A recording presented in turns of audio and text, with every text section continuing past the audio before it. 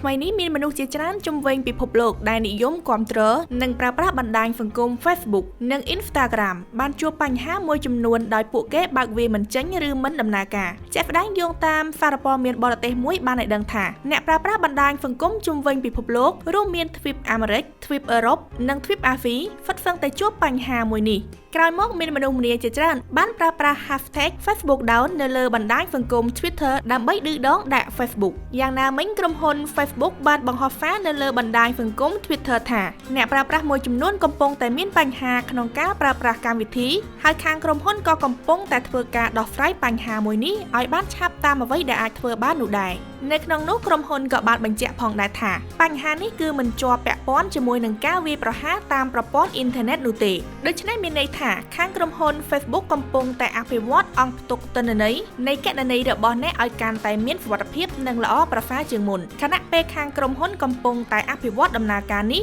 លោកអ្នកមិនអាចចូលទៅប្រើប្រាស់គណនី Facebook របស់អ្នកជាបណ្ដោះអាសន្នសូមចងចាំថាពួកគេមិនអាចអភិវឌ្ឍគណនី Facebook បានទាំងអស់ក្នុងពេលតែមួយនោះទេដូច្នេះវាអាចទៅរួចដែលមិត្តភ័ក្តិរបស់អ្នកអាចចូលលេង Facebook បានប៉ុន្តែលោកអ្នកគឺមិនបាននោះទេយ៉ាងណាមិញចំពោះ Instagram ក៏ដូចគ្នាផងដែរព្រោះតែ Facebook បានទិញ Instagram មកហើយដូច្នេះបញ្ហាទាំងអស់នេះគឺកើតឡើងដូចគ្នា